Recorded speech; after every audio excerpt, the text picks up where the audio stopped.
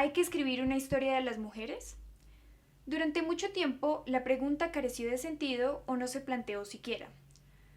Destinadas al silencio de la reproducción maternal y casera, en la sombra de lo doméstico que no merece tenerse en cuenta ni contarse, ¿tienen acaso las mujeres una historia?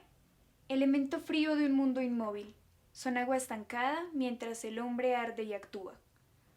Testigos de escaso valor, alejadas de la escena donde se enfrentan los héroes dueños de su destino, a veces auxiliares, raramente actrices. Son casi siempre sujetos pasivos que aclaman a los vencedores y lamentan su derrota. Eternas lloronas cuyos coros acompañan en sordina todas las tragedias. Y además, ¿qué se sabe de las mujeres? Las huellas que han dejado provienen menos de ellas mismas que de la mirada de los hombres que gobiernan la ciudad, construyen su memoria y administran sus archivos. El registro primario de lo que hacen y dicen está mediatizado por los criterios de selección de los escribas del poder, y estos, indiferentes al mundo privado, se mantienen apegados a lo público, un dominio en el que ellas no entran.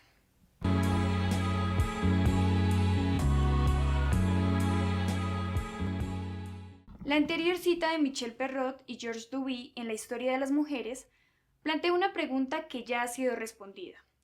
A la cuestión de si hay que escribir la historia de las mujeres, han respondido cientos de investigadoras e investigadores desde mediados del siglo XX, con trabajos que intentan reconstruir la trayectoria de las mujeres en la historia. Por supuesto, la historia de las mujeres no se ha terminado de escribir, pero viendo lo que se ha hecho, podemos hacer otra pregunta. ¿Hay que leer y conocer sobre historia de las mujeres? ¿Por qué? Nuestra respuesta es sí. Y para esta tenemos 3 razones que planteamos como preguntas. Primera, ¿cómo fue posible que durante siglos se sostuvieran ideas e instituciones que establecían la inferioridad de las mujeres y las apartaban, no sin resistencia, de posibilidades como las del pensamiento, la creación artística y la actividad política y económica? Tenemos que estudiar historia de las mujeres para reflexionar críticamente sobre la dimensión de la exclusión que recayó sobre ellas. Segunda, ¿cómo vivieron las mujeres la dominación de la que fueron objeto? Tenemos que estudiar la historia de las mujeres para conocer las estrategias de resistencia ante la imposición y las formas de producir las transformaciones que han conducido a la liberación que experimentamos en el presente. Tercera, ¿ya hemos llegado a un punto concluyente en términos de emancipación de las mujeres? ¿Queda algo por hacer? Tenemos que estudiar la historia de las mujeres para comprender la situación actual, es decir, las posibilidades y limitaciones del presente.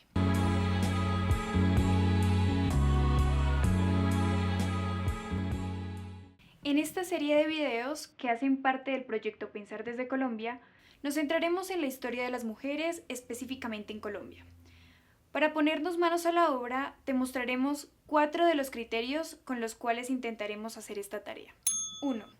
Pensar la historia de las mujeres en Colombia nos exige disponernos a profundizar nuestro conocimiento sobre la historia de nuestro país.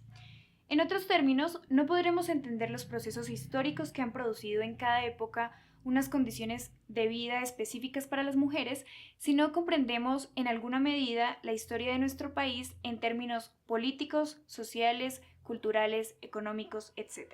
Pongamos un ejemplo. La configuración geográfica de Colombia ha generado unas formas de vida diversas en su territorio. Por esta razón, no es lo mismo ser una mujer mestiza del altiplano cundiboyacense que una mujer negra de la costa pacífica. Así, si queremos conocer la historia de las mujeres, tendremos que hacer algunas reflexiones sobre el poblamiento del territorio colombiano en general. 2. Estamos relativamente familiarizados con una historia centrada en los acontecimientos públicos. No nos es del todo ajena una historia que haga énfasis en los cambios de presidente, en los partidos políticos o en los actores de la violencia armada. Sin embargo, una historia de las mujeres en Colombia nos exigirá también interrogarnos por espacios distintos al ámbito de lo público. Es decir, que necesitaremos elementos de la historia de la vida privada en Colombia y por otra parte, necesitaremos una historia que preste atención a los sujetos subalternos, tales como los trabajadores empobrecidos, los esclavos, los indígenas, etc. 3. Será necesario no hacer solo énfasis en las formas de dominación o exclusión de las mujeres, sino también tomarnos en serio las formas de rebeldía y resistencia, porque, como señalan Duby y Perrot, la dominación masculina no significa ausencia de poder de las mujeres. 4. La historia que conoceremos a lo largo de estos videos necesariamente será fragmentaria y llena de vacíos. Esto por las condiciones propias de lo que expondremos, pero también porque la historia de las mujeres en Colombia aún está en construcción.